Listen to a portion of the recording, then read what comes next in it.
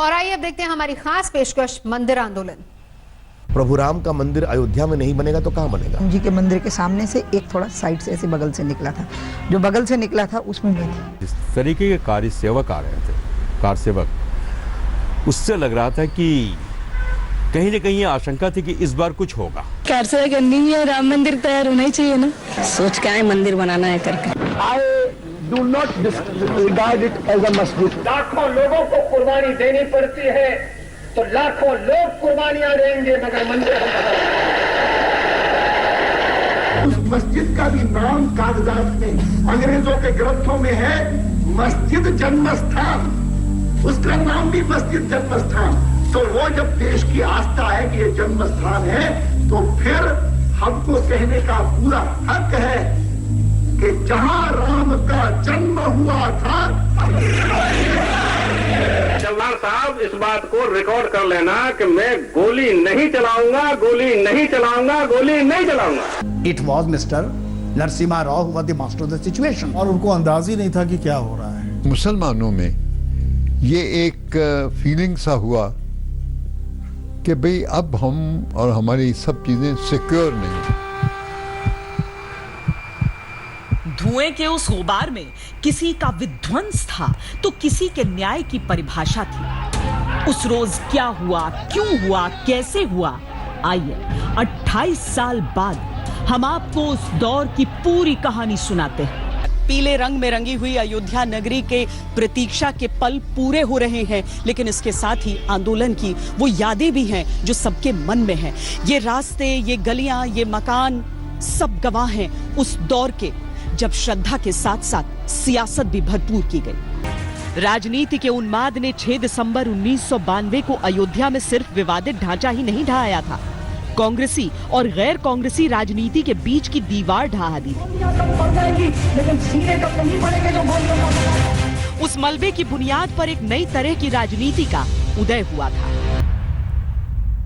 6 दिसंबर 1992, एक ऐसी तारीख जिसने दुनिया के सबसे बड़े लोकतंत्र को देखने का समूची दुनिया का नजरिया ही बदल दिया। न कानून न प्रशासन, उस रोज पूरी अयोध्या कार सेवकों के जुनून के हवाले थी। देश भर से इकट्ठा हुए लगभग 2.5 लाख राम मंदिर समर्थक अयोध्या में घुसे तो जैसे इंसानों का रेला गलियों में सैलाब बनकर बह निकला। हर कदम तेजी से विवादित स्थल की ओर बढ़ रहा था। हाथों में धारदार हथियार थे, लेकिन उन्हें रोकने वाला कोई नहीं था। दोपहर होते होते विवादित स्थल पर अनियंत्रित भीड़ आक्रामक होती चली गई। राजनीति एक तरफ खड़ी अपने दांव चलती रही और राजनीति की बिसात पर बिछाए गए मोहरे अपनी चाल, और देखते ही देखते विवादित ढांचा मलबे में तब्दील हो गया और इसी के साथ देश की राजनीति धर्म के रंग में रंगती चली। यूं तो इस तारीख की कहानी को समझने के लिए हमें सदियों के पन्ने पलटने होंगे, लेकिन इसकी पृष्ठभूमि को समझने के लिए हम आपको इससे केवल 1 दशक पीछे लिए चलते हैं। 6 दिसंबर 1992 की पटकथा अक्टूबर 1984 में उस समय ही लिखी जानी शुरू हो चुकी थी जब विश्व हिंदू परिषद ने अक्टूबर 1984 में अयोध्या में मंदिर के लिए राम जन्मभूमि मुक्ति यज्ञ समिति का गठन किया। उस साल 8 अक्टूबर को विश्व हिंदू परिषद ने अयोध्या में राम मंदिर के लिए लखनऊ तक की लगभग 150 किलोमीटर तक की इस यात्रा में देश भर से आए हजारों साधु संतों ने अगले साल 2 दिसंबर को एक वकील ने जिला न्यायालय में विवादित स्थल के ताले खोलने की याचिका दायर कर दी। एक्चुअली में देयर वाज नो ऑर्डर और न कहीं कोई ऐसा था रिकॉर्ड जिससे ये हो कि साहब इस पे लॉक लगा दिया जाए। ये पता नहीं कैसे लग गया और लगा रह गया। तब मेरे दिमाग में आया कि इसको जो है ये मूव किया जा सकता है।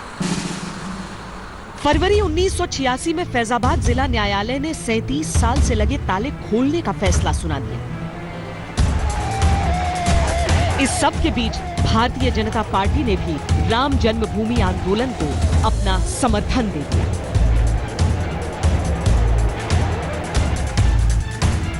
उन्नीस के आम चुनाव से ठीक पहले राजीव गांधी सरकार ने 9 नवंबर को विवादित जगह पर शिलान्यास की इजाजत दे दी।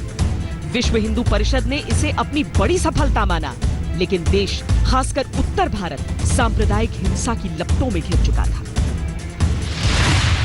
बीजेपी ने 1989 के आम चुनावों में राम मंदिर मुद्दे को प्रमुखता से उठाया और 85 सीटें जीती। इन्हीं 85 सीटों के साथ बीजेपी के समर्थन से वीपी सिंह की सरकार बनी थी। लाल कृष्ण आडवाणी मुद्दे को छोड़ना नहीं चाहते थे। उन्होंने सोमनाथ से अयोध्या तक की राम रथ यात्रा निकालने का ऐलान कर दिया। 25 अक्टूबर 1990 को गुजरात के सोमनाथ से शुरू हुई उनकी यात्रा को 30 अक्टूबर को अयोध्या पहुंचना था। वही दिन जिस दिन विश्व हिंदू परिषद ने अयोध्या में कार सेवा की घोषणा की थी। आडवाणी की यात्रा को जबरदस्त जन समर्थन मिल रहा था। गुजरात से महाराष्ट्र, आंध्र प्रदेश, मध्य प्रदेश, राजस्थान, यहाँ तक कि दिल्ली, वो जहां भी जाते फूल मालाओं से उन्हें लाद दिया जाता। बिहार में प्रवेश के बाद धनबाद से रांची, रांची से रामगढ़, रामगढ़ से गया होता हुआ आडवाणी का रथ 21 अक्टूबर को पटना पहुंचा। 23 अक्टूबर की सुबह समस्तीपुर से शुरू होकर रथ यात्रा को उत्तर प्रदेश में देवरिया के रास्ते प्रवेश करना था। लेकिन समस्तीपुर में ही देर रात आडवाणी को गिरफ्तार कर लिया गया। कौन सा होता है हिंदू? क्या होता है हिंदू? हम भी हिंदू हैं। यह है जात और बिरादरी का देश है। यह है जात और बिरादरी का देश। We were anticipating it. They arrested us at about 3 o'clock at night, took us by helicopter to a distant place and kept us there. Lucknow से अयोध्या तक कार सेवकों में गुस्सा था। साधु संत आक्रोश में थे और दिल्ली में सरकार गिराने का फैसला लेने में बीजेपी ने कोई देरी नहीं की। अगले ही दिन 24 अक्टूबर को बीजेपी ने समर्थन वापसी का ऐलान कर दिया और 30 अक्टूबर 1990 की निर्धारित तारीख की योजना जस की तस रही। सरयू नदी की इस बहती धार ने वक्त के प्रवाह को भी बदलते देखा है, पर 1990 में यहां कुछ ऐसा हुआ जिसने सियासत को भी बदला और आंदोलन का खाका भी यहीं से बदल गया। उस रोज शहर की तरफ से अयोध्या आने वाले सभी रास्ते बंद कर दिए गए थे, लेकिन फिर भी हजारों लाखों की संख्या में कार सेवक न सिर्फ शहर में प्रवेश कर चुके थे, बल्कि धीरे धीरे विवादित स्थल की ओर बढ़ने भी लगे थे। पुलिस ने भीड़ को काबू में करने के लिए लाठी, डंडों और आंसू गैस के गोलों का प्रयोग करना शुरू किया। भगदड़ मच गई। कार सेवक इस भगदड़ में जख्मी हो रहे थे। पूरी अयोध्या में बेचैनी का माहौल था।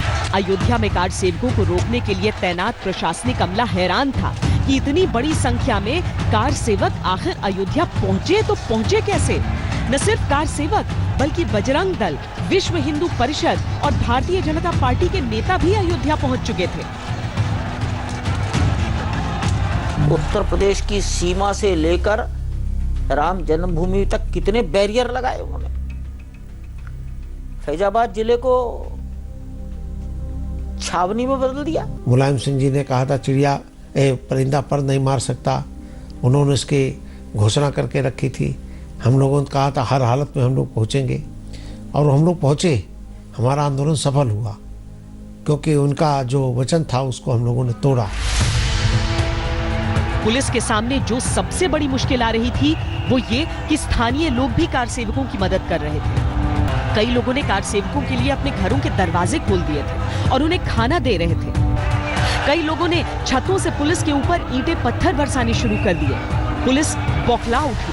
अफरा तफरी के इसी माहौल के बीच अचानक एक साधु ने उस बस को हाईजैक कर लिया जिसमें गिरफ्तार किए गए कार सेवक भरे हुए थे। साधु ने उस बस को लेकर तेजी से पुलिस के बैरियर को तोड़ते हुए विवादित स्थल की ओर दौड़ा दिया। ये मंजर देखकर पुलिस के हाथ पांव फूल गए। जिन्होंने वहां पर खड़ी एक बस को स्वयं स्टार्ट कर दिया और जो बैरियर लगा था वह तोड़ते हुए वो बस निकल गई और कार सेवक उनके पीछे पीछे से उस स्थान पर पहुंच गए। पूर्व प्रधानमंत्री नरसिम्हा राव की किताब अयोध्या के अनुसार जैसे ही 2 से 3 हजार की संख्या में कार सेवक विवादित स्थल के करीब पहुंचे, पुलिस के कुछ जवानों ने उन पर गोली चला दी। इस गोलीबारी में 5 राष्ट्रों के इतिहास में ऐसे अवसर आते हैं जब जनाकांक्षाएं प्रशासन से आगे चली जाती हैं और ऐसे भी अवसर आते हैं जब हुकूमतों को बहुत कड़े कदम उठाने पर मजबूर होना पड़ता है। वह दिन इसी तरीके का था। इस घटना को प्रशासनिक अत्याचार के तौर पर देखा गया। अयोध्या में स्थिति लगातार विस्फोटक होती जा रही थी। इसी बीच 2 नवंबर की मुनादी कर दी गई। हम ये साबित करें कि धर्म जीतता है, हम ये साबित करें कि सत्य जीतता है और हम राम राज्य की स्थापना करें। साध्वी उमा भारती सिर मुंडवाकर अयोध्या पहुंच गईं। नए घाट पर मोर्चा संभाल लिया। गुजरात के सांसद हरेन पाठक वहां पहुंच गए। दिगंबर अखाड़े के विनय कटियार वहां मौजूद थे। पुलिस ने उमा भारती को गिरफ्तार करने की कोशिश की, पर वो सड़क पर लेट गई। प्रशासन की कड़ी कार्रवाई के बाद भी लाखों कार सेवक अयोध्या के इर्द गिर्द ही जमा थे और धीरे धीरे प्रशासन को चकमा देकर लगातार विवादित स्थल पहुंचने की कोशिश कर रहे थे।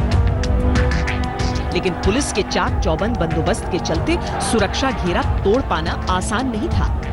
आखिरकार कार सेवकों ने एक खास रणनीति बनाई, जिसके तहत उनके अलग अलग जत्थों में सबसे आगे महिलाएं और बुजुर्ग होते थे। उन्होंने बुजुर्ग महिलाओं और पुरुषों को आंदोलनकारियों ने आगे कर दिया। और वो करते क्या थे कि वो जब बुजुर्ग लोग जो अर्धसैनिक बलों के जवान तैनात थे उनके पैर छूने लगते थे। जब वो पैर पकड़ते थे तो एक स्वाभाविक भारतीय संस्कार है, किसी बड़े से पैर नहीं छुआए जाते, तो पीछे हटते थे। जो ही वो जवान पीछे हटते थे तो उतना रास्ता उनका ऑटोमेटिकली कवर हो जाता था। न लाठी डंडे काम आ रहे थे, न आंसू गैस के गोले। 30 अक्टूबर की घटना से मुलायम सिंह यादव पहले से ही बौखलाए हुए थे और जब उन तक ये खबर पहुंची कि कार सेवकों की भीड़ एक बार फिर नियंत्रण से बाहर हो रही है, तब मुलायम सरकार ने एक कड़ा फैसला लिया। स्थानीय लोग कार सेवकों का अभी भी खुलकर साथ दे रहे थे। कार सेवकों का जोश बढ़ रहा था। जब एक बार फिर लगने लगा कि 30 अक्टूबर की घटना दोहराई जा सकती है, तो पुलिस प्रशासन ने अपनी बंदूकों के मुंह कार सेवकों की तरफ कर दिए। हनुमानगढ़ी से लेकर दिगंबर अखाड़े तक जाने वाली गलियां खून से भगदड़ मच गई। जिसको जहां जगह मिली वो वहीं छुप गया। पुलिस ने लोगों को ढूंढ कर गिरफ्तार करना शुरू कर दिया।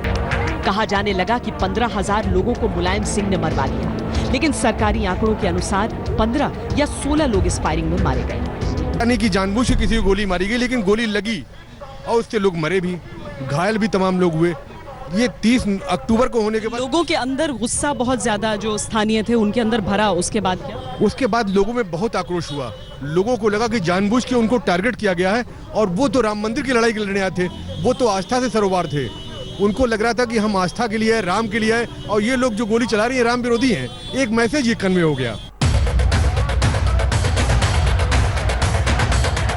देश भर में 2 नवंबर को हुई घटना के विरोध में प्रदर्शन किए गए। देश ही नहीं, दुनिया भर में इस घटना को लेकर प्रतिक्रियाएं सामने आई। किसी ने इस घटना को लोकतंत्र के लिए काला दिन कहा, किसी ने राजनीति की निरंकुशता। विश्व हिंदू परिषद से जुड़े नेताओं ने मुलायम सिंह को मौलाना मुलायम सिंह कहना शुरू कर दिया। क्योंकि ये तो सही है कि भाई कुछ सिक्योरिटी तो कुछ करनी थी, लेकिन ये कि मुलायम सिंह की नज़र मुस्लिम इलेक्टोरेट पे थी, ये सही है। शायद श्री राम की भक्ति ही थी कि अयोध्या निवासी इतने लंबे विवाद के बावजूद उतना परेशान नहीं हुए। हम आपको ये भी दिखाएंगे कि कौन कौन से वो प्रयास हुए यहाँ के विवाद को सुलझाने के लिए। इस ब्रेक के बाद देखते रहिए। मंदिर का ये मॉडल न जाने कितने सालों से यहाँ पर रखा गया, क्योंकि सब उस दिन की प्रतीक्षा कर रहे थे जब आखिरकार अदालत का निर्णय आएगा और यहाँ पर निर्माण का काम शुरू होगा। हालांकि जब तक ये फैसला आया और उसके बाद निर्माण का काम शुरू होना है, तब तक ये भी निर्णय लिया गया कि सिर्फ 2 नहीं बल्कि 3 इसकी मंजिल हुआ करेंगे और बहुत सारी और चीजों में परिवर्तन यहाँ पर आया है। लेकिन उससे न तो जो मूल योजना थी उसमें कोई परिवर्तन आया है और न ही लोगों के उत्साह। लेकिन इस सब के बीच हम आपको इस आंदोलन के यानी मंदिर आंदोलन की कुछ अनदेखी तस्वीरें और अनदेखे किस्से सुना रहे हैं। चुनावी अनुभव के साथ जो बीजेपी अयोध्या को लेकर राजनीतिक तौर पर 2 धाराओं में बंटी थी, वो एक होने लगी। वाजपेयी हो या आडवाणी, दोनों के रास्ते अयोध्या जाने को तैयार हो गए। 24 अक्टूबर को ही आडवाणी की गिरफ्तारी से नाराज बीजेपी ने वीपी सिंह सरकार से समर्थन खींच लिया था। 7 नवंबर को उनकी सरकार गिर गई। चंद्रशेखर देश के नए प्रधानमंत्री बने। प्रधानमंत्री चंद्रशेखर ने अयोध्या विवाद को सुलझाने के लिए विश्व हिंदू परिषद और बाबरी मस्जिद एक्शन कमेटी के नेताओं को एक साथ एक मेज पर लाने का फैसला किया। जब ये चंद्रशेखर की सरकार आई तो इन्होंने कोशिश की और इन्होंने मुलायम सिंह साहब के जरिए से हम लोगों से कहलवाया कि भाई आप लोग बातचीत के लिए तैयार हो जाए। तो हम लोग बातचीत के लिए तैयार हो गए और हम लोग वहाँ महाराष्ट्र सदन में जो शरद पवार भी थे और भैरव सिंह शेखावत भी थे, और वहाँ पर ये जो इस वक्त मिनिस्टर हैं गवर्नमेंट में सहाय साहब, ये सुबोध कांत सहाय, इनको उन्होंने बनाया था उसका कन्वीनर, और ये 3 चीफ मिनिस्टर थे। तो वो बातचीत शुरू हुई। 1 दिसंबर 1990 को एक मीटिंग रखी गई जिसमें विश्व हिंदू परिषद की ओर से बातचीत के लिए विष्णु हरि डालमिया, श्रीश चंद्र दीक्षित, आचार्य गिरिराज किशोर, मोरोपंत पिंगले, कौशल किशोर, भानु प्रताप शुक्ल, बद्री प्रसाद तोशनीवाल, सूर्य कृष्ण, अशोक सिंघल और ओंकार भावे और बाबरी मस्जिद एक्शन कमेटी की तरफ से जफर याब जिलानी, सुल्तान सलाहुद्दीन ओवैसी, जफर अली सिद्दीकी, मुश्ताक अहमद सिद्दीकी शामिल थे। ये इतिहास में पहली बार था जब दोनों पक्ष आमने सामने बैठने को राजी हुए थे। जो बातचीत शुरू हुई थी पहली मर्तबा, तो विश्व हिंदू परिषद से ही शुरू हुई थी। विश्व हिंदू परिषद से ही अशोक सिंघल और उनके जितने और जिम्मेदार थे, गिरिराज किशोर वगैरह सब शामिल थे, और उन्हीं से हम लोगों ने एक बात कही थी। तो उन्होंने ये बात कहा कि लिखा पढ़ी में एक हमको कुछ शरार बना के दिया, हमने उनको कुछ शरार बना के दिया, मगर उन लोगों की नीयत पहले दिन से भी बातचीत से मसला हल करने की नहीं थी, बल्कि वो चाहते थे कि हम सरेंडर कर दें, जो पॉसिबल नहीं था हमारे लिए। इस बातचीत के बाद यह फैसला लिया गया कि दोनों पक्ष 22 दिसंबर 1990 तक अपने अपने दावों के सबूत गृह राज्य मंत्री को सौंप देंगे, जिसके बाद 10 जनवरी 1991 को दोनों पक्षों की मीटिंग एक बार फिर होगी। उन लोगों ने इस पर इसरार किया कि हमें तो ये जगह चाहिए। हम लोगों का कहना था भाई आप साबित कर दीजिए कि ये रामचंद्र जी की या तो बर्थ प्लेस है या कोई मंदिर तोड़कर मस्जिद बनाई गई है, तो हम अपनी क्लेम के बारे में वापस कर सकते हैं, लेकिन ये कि हम उसको छोड़ नहीं सकते मस्जिद को। मगर उनका इसरार यही था कि नहीं। पहली बार उम्मीद की रोशनी दिखाई दी थी। पहली बार देश को लगा था कि अयोध्या पर दोनों पक्षों में भरोसा जग रहा है। पहली बार अदालत से इतर आपसी समझबूझ का रास्ता बन रहा था।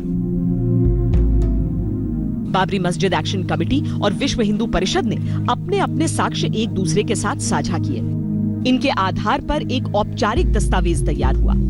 अब दोनों पक्षों को साक्ष्यों को लेकर अपने अपने जवाब 6 जनवरी तक एक दूसरे के साथ साझा कर। इस दिन विश्व हिंदू परिषद की तरफ से प्रत्युत्तर के तौर पर एक चिट्ठी लिखी गई, जिसमें बाबरी मस्जिद एक्शन कमेटी के दावों को निरस्त कर दिया गया, जबकि बाबरी मस्जिद कमेटी ने प्रत्युत्तर के रूप में कुछ और साक्ष्यों की फोटोकॉपी दी।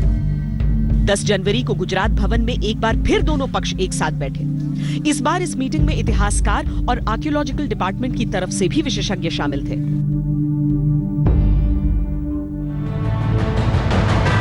विश्व हिंदू परिषद ने अपने दावों की सच्चाई के लिए 1975 से 1990 तक की खुदाई में मिले मंदिर के अवशेष, वास्तु और शिल्प के अलावा अंग्रेजों के जमाने के गैजेटियर, आर्कियोलॉजिकल डिपार्टमेंट्स के विशेषज्ञों की रिपोर्ट्स को पेश किया।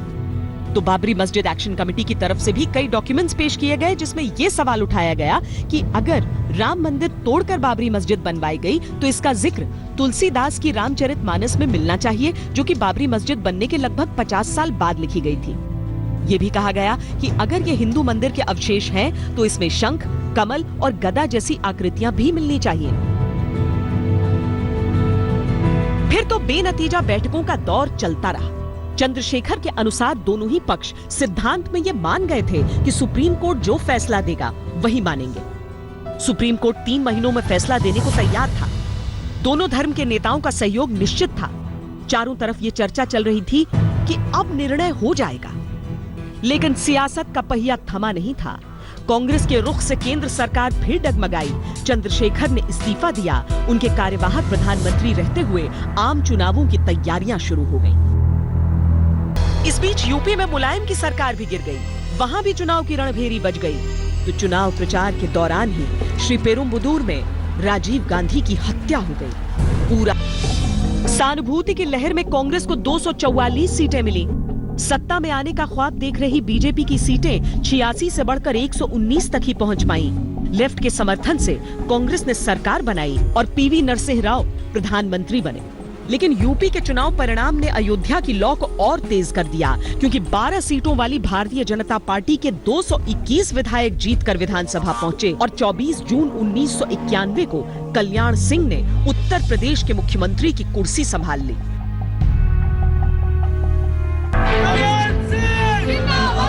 मुख्यमंत्री बनते ही कल्याण सिंह ने विवादित स्थल के बराबर में 2.77 एकड़ जमीन भूमि अधिग्रहण अधिनियम के तहत ले ली, जिसमें से 2 एकड़ जमीन विश्व हिंदू परिषद से खरीदी या उपहार में प्राप्त थी। इसके चलते 80% जमीन पर कोई विवाद नहीं था। इस अविवादित जमीन पर कल्याण सिंह सरकार के मंदिर निर्माण के फैसलों को बाबरी मस्जिद एक्शन कमेटी ने हाईकोर्ट में चुनौती दे दी। हाईकोर्ट ने अपने फैसले में सरकार को जमीन का हक दे दिया, लेकिन स्थायी निर्माण न करने का निर्देश भी दिया।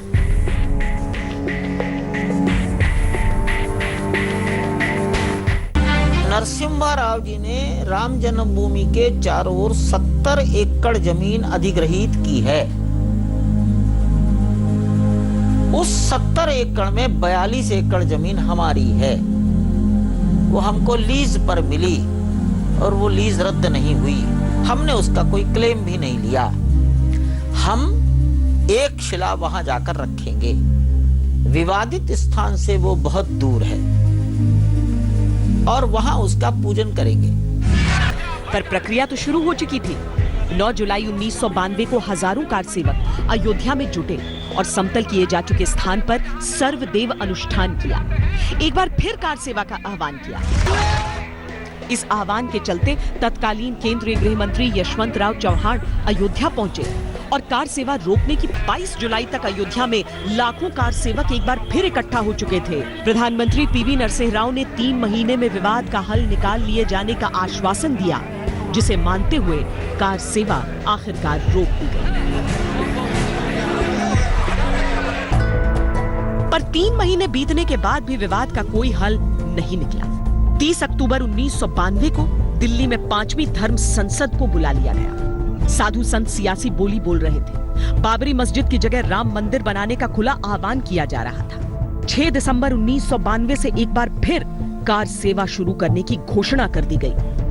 श्री राम जन्मभूमि न्यास मंदिर निर्माण कार्यशाला में इस समय हम हैं। कई बार आपको इससे पहले भी हम लेकर आए हैं, लेकिन हमेशा यहाँ पर जो लोग थे, जो कारीगर थे, वो कारीगरी में, तराशी में पत्थरों की लगातार लगे रहते थे। पत्थरों की कटाई भी यहाँ पर होती थी। उसके बाद जो स्तंभ हैं ये मंदिर के लिए, उनका निर्माण होता था।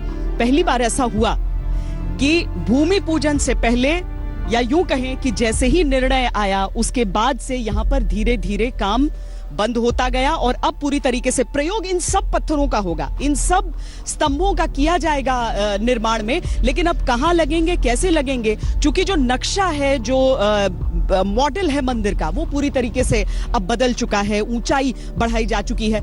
इतने सालों में बहुत कुछ बदला है, लेकिन जो नहीं बदला, जो यथार्थ रहेगा हमेशा, जो हकीकत रहेगी हमेशा, यानी उस समय का इतिहास। चूंकि इतिहास कोई बदल नहीं सकता, हम इतिहास की कुछ और तस्वीरें आपको दिखाते हैं। मैं समझता हूँ ऐसे संत भी यहाँ हैं जो आज से भी 4 कदम आगे चलने की क्षमता रखते हैं। आगे चढ़ेंगे, मंदिर निर्माण का काम करेंगे और इस आशा विश्वास के साथ कि 6 तारीख को चाहे जितना कोई भ्रम फैलाए, समाचार पत्रों के अंदर कुछ भी निकले, चाहे जो कुछ हो, लेकिन 6 तारीख को कार सेवा उसी स्थान से प्रारंभ होगी जिस स्थान से कार सेवा पिछले दिनों रोकी गई थी।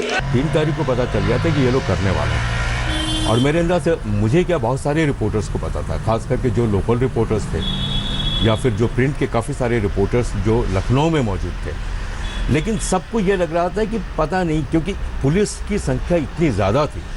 रैपिड एक्शन फोर्स ने 5 तारीख की शाम को भी फ्लैग मार्च किया था, और जिस तरीके से उन्होंने फ्लैग मार्च किया था, उनका था कि कम से कम 2 लाख लोग अगर हों तो हम उसको 1 घंटे में खाली कर देंगे।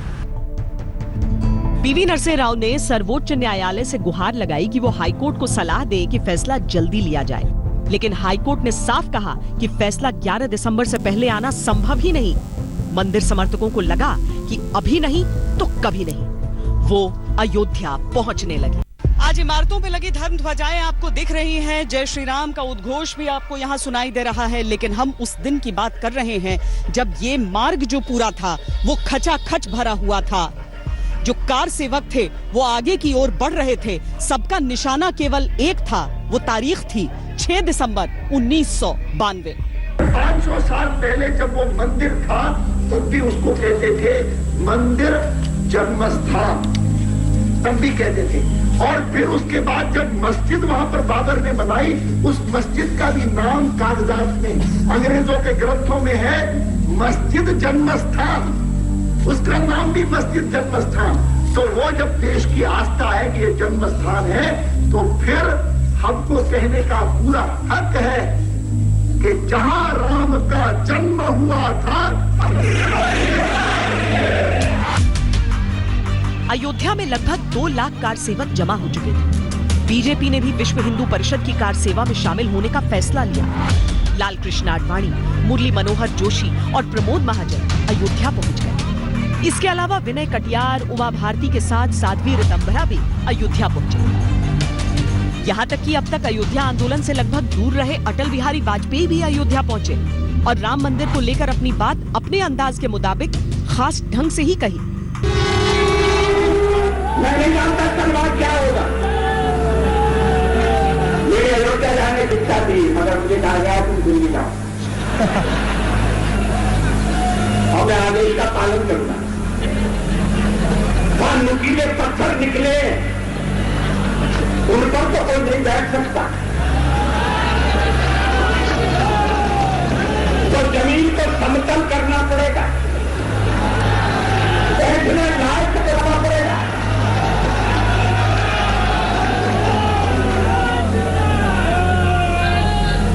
यज्ञ का आयोजन होगा। 5 दिसंबर तक अयोध्या में सियासत के साथ धर्म का रंगमंच सज चुका था। वो रात बड़ी बेचैनी की रात थी, अयोध्या के लोगों के लिए भी और अयोध्या में जमा हुए लोगों के लिए भी। कल क्या होगा, इस सवाल को दिल में बसाए सबकी आंखों को इंतजार था सुबह का। 6 दिसंबर 1992 की सुबह था। सुबह की पहली किरण से पहले ही कार सेवकों का हुजूम विवादित स्थल के आसपास जमा होना शुरू हो गया।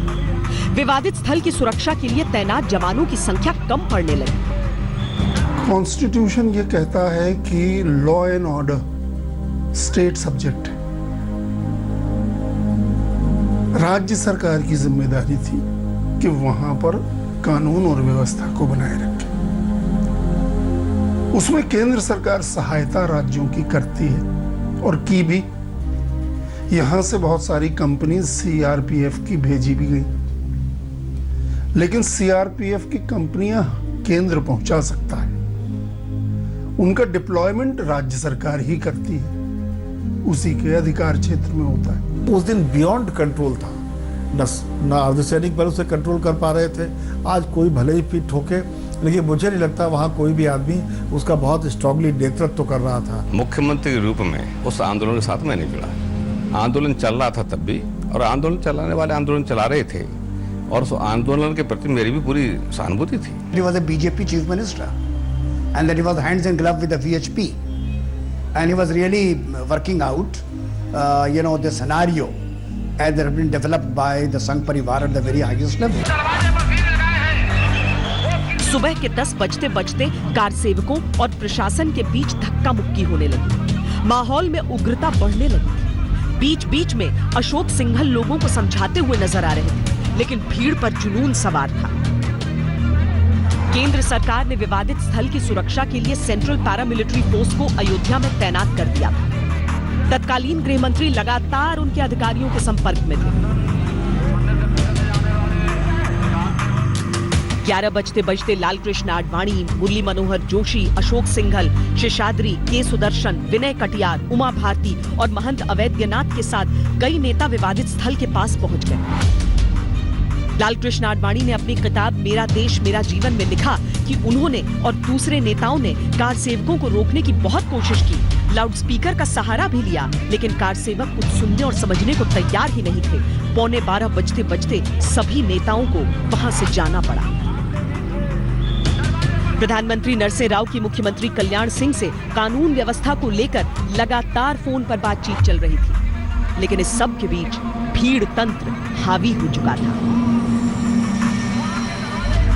12 बजने तक ढांचे के तीनों गुंबद तक कार सेवक पहुंच चुके थे।